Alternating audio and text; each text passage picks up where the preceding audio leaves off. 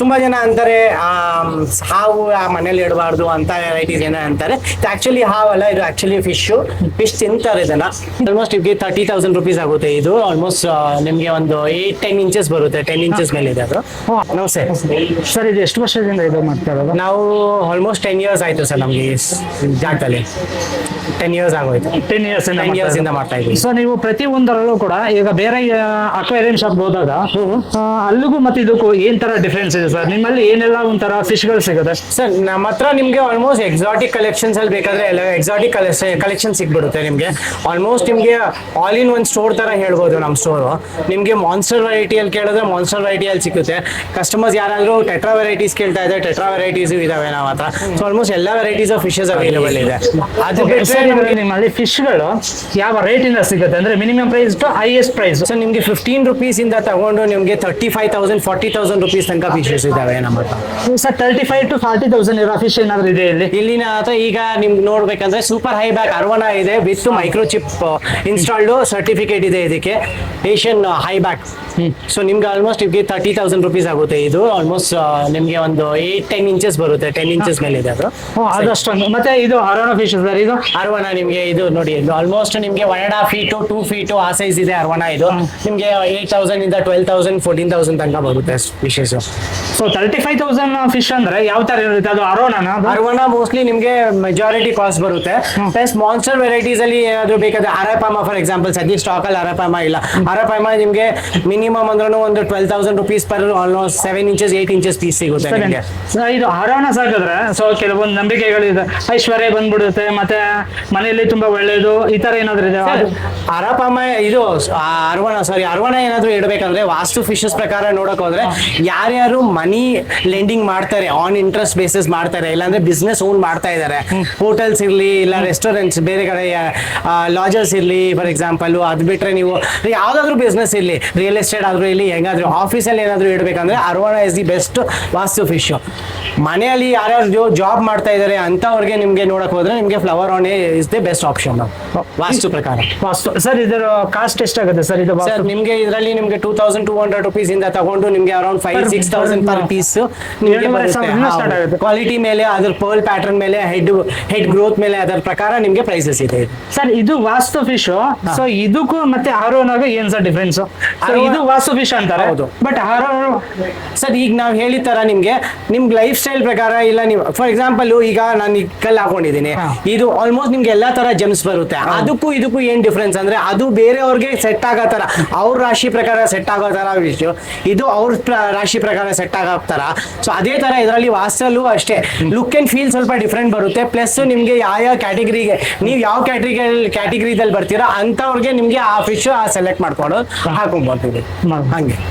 Okay sir, ಅರೋನಾ fish ಹಾಕ್ಬೇಕು ಅಂದ್ರೆ ತುಂಬಾ ದೊಡ್ಡದಾದ ಅಕ್ವೇರಿಯಂ ಬೇಕು. ಬಟ್ ಇದರಲ್ಲಿ ಕೆಲವೊಂದು ಏನಂದ್ರೆ ಫಿಶ್ ಜಂಪ್ ಮಾಡ್ಬಿಡುತ್ತೆ, ಕೈಯಲ್ಲಿ ಹಿಡಿಯೋದಕ್ಕಾಗಲ್ಲ, ಮತ್ತೆ ಬಲೆಯಲ್ಲಿ ಹಿಡಿಯೋಕ್ಕಾಗಲ್ಲ. ಸೊ ಅದನ್ನ ಯಾವ ತರ ಮೇಂಟೈನ್ ಮಾಡಬೇಕು? ಚಿಕ್ಕ ಟಿಪ್ಸ್ ಸರ್. ನಿಮ್ಗೆ ಇದ್ರಲ್ಲಿ ಸ್ಮಾಲ್ ಟಿಪ್ಸ್ ಹೇಳ್ತೀನಿ ಸರ್. ನಿಮ್ಗೆ ಯಾವಾಗಲೂ ನೀವು ಮೇಂಟೈನ್ ಮಾಡ್ಬೇಕಂದ್ರೆ ಫಸ್ಟ್ ಆಫ್ ಆಲ್ ನಿಮ್ ಫಿಶ್ ನ ನೀವು ಯಾರಾದ್ರೂ ಒಬ್ರು ಹ್ಯಾಂಡಲ್ ಮಾಡಿ, ಕ್ಲೀನಿಂಗ್ ಮಾಡಿದಾಗ ಯಾರಾದ್ರೂ ಒಬ್ರು ಹ್ಯಾಂಡಲ್ ಮಾಡಿ. ಯಾರು ಫೀಡ್ ಮಾಡ್ತಾರೋ ಅವರೇ ಬೆಸ್ಟ್ ಅದಕ್ಕೆ. ಪ್ಲಸ್ ಅದು ಸ್ವಲ್ಪ ಟೆಂಪರಮೆಂಟ್ ಕಡಿಮೆ ಇರುತ್ತೆ. ಯಾವ್ದೋ ಹೊಸದಾಗಿ ಬಂದ್ರೆ ಅವ್ರು ಸ್ವಲ್ಪ ಗಾಬರಿ ಆಗುತ್ತೆ ಮೀನು.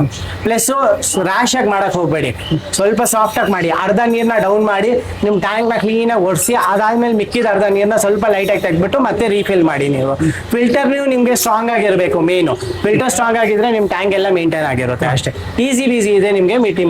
ಮೇನ್ ಇರೋದು ಫಿಲ್ಟ್ರೇಷನ್ ತುಂಬಾ ಚೆನ್ನಾಗಿರ್ಬೇಕು ಇಂಥವ್ರ. ಸರ್ ಇದು ಫುಡ್ ಯಾವ ತರ ಸರ್ ಅರೋನಾದಲ್ಲಿ? ಅಂದ್ರೆ ಈಗ ಫುಡ್ ಅದು ನಾರ್ಮಲ್ ನಮ್ ತರನೇ ಫುಡ್ ಆಗ್ಬೇಕಾ ಇಲ್ಲ ಅದು ಮೀನ್ಗಳು ತಿನ್ನುತ್ತೆ ಅಂದ್ರೆ? ಸರ್ ಈಗ ನೀವು ಮೀನ್ ಕೇಳಿದ್ರಲ್ಲ, ಸೊ ಈಗ 2 ಕ್ಯಾಟಗರಿ ಇದೆ ಇದರಲ್ಲಿ. ಒಂದು ಬಂದ್ಬಿಟ್ಟು ನಿಮ್ಗೆ ಲೈವ್ ಫೀಡ್ ಇದೆ, ಇನ್ನೊಂದು ಬಂದ್ಬಿಟ್ಟು ನಿಮ್ಗೆ ಡ್ರೈ ಫೀಡ್ ಅವೈಲೇಬಲ್ ಇದೆ ಮಾರ್ಕೆಟ್ ಅಲ್ಲಿ. ಪ್ರಾನ್ಸ್ ಇದೆ, ಪೆಲೆಟ್ಸ್ ಇದೆ, ಇದು ಡ್ರೈ ಪ್ರಾನ್ಸ್ ಇದಾವೆ, ಲೈವ್ ಪ್ರಾನ್ಸ್ ಹಾಕೊಬಹುದು ನೀವು. ಗೋಲ್ಡ್ ಫಿಶ್ ಎಷ್ಟೊಂದು ಜನ ಹಾಕ್ತಾರೆ, ನಾನು ಯೂಶಲಿ ಗೋಲ್ಡ್ ಫಿಶ್ ರೆಕಮೆಂಡ್ ಮಾಡಲ್ಲ. ಮಾಡಂಗಿದ್ರೆ ಇಲ್ಲ ಗೋಲ್ಡ್ ಫಿಶ್ ಹಾಕ್ಬೇಕು ಅಂದ್ರೆ ನೀವು ಹಾಕ್ಬೋದು. ಆದ್ರೆ ನೀವು ಗೋಲ್ಡ್ ಫಿಶ್ ಒಂದು ಕ್ವಾರಂಟೈನ್ ಟ್ಯಾಂಕ್ ಅಲ್ಲಿ ತಗೊಂಡು ಅದ್ರಲ್ಲಿ ಪ್ಯಾರಾಸೈಟ್ಸ್ ಏನು ಇರಬಾರ್ದು, ಅದನ್ನ ಫಿಲ್ ಕಂಪ್ಲೀಟ್ ಆಗಿ ಕ್ಯೂರ್ ಮಾಡಿ ಅದಾದ್ಮೇಲೆ ಹಾಕೊಳ್ಳಿ ನೀವು ಮೀನ್ಗೆ. ಯಾಕಂದ್ರೆ ಇದೆಲ್ಲ ಕಾಸ್ಟ್ಲಿ ಮೀನು, ಏನಾದ್ರು ಆದ್ರೆ ನಿಮ್ಗೆ ಆ ಪ್ಯಾರಾಸೈಟ್ ಇದಕ್ಕೂ ಟ್ರಾನ್ಸ್ಫರ್ ಆಗೋ ಚಾನ್ಸಸ್ ಜಾಸ್ತಿ ಇರುತ್ತೆ.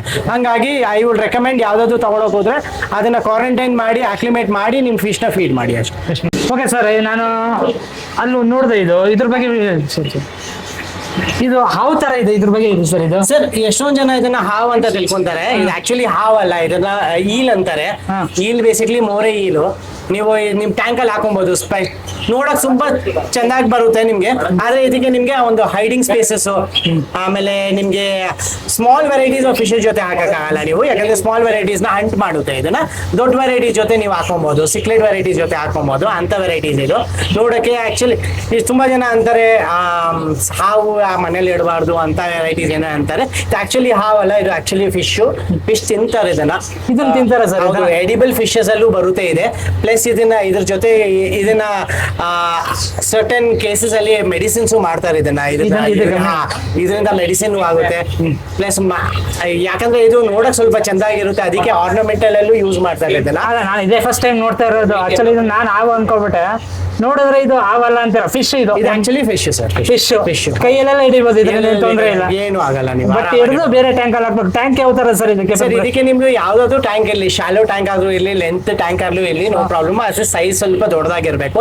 ಬೇಸ್ ಬಂದ್ಬಿಟ್ಟು ಸ್ಯಾಂಡ್ ಇರಬೇಕು, ಯಾಕಂದ್ರೆ ಇದು ಸ್ವಲ್ಪ ಡಿಗ್ ಮಾಡ್ತವೆ ಸ್ಯಾಂಡ್ ಅಲ್ಲಿ. ಪ್ಲಸ್ ಹೈಡಿಂಗ್ ಸ್ಪೇಸಸ್ ನೀವು ಕೊಡಬೇಕು ಇದೆ.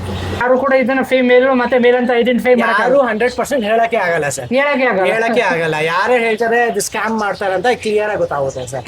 ಗೊತ್ತಿರೋರು ಅಂದ್ಬಿಟ್ಟು ಇಟ್ಸ್ ಅ ಬಿಗ್ ಸ್ಕ್ಯಾಮ್.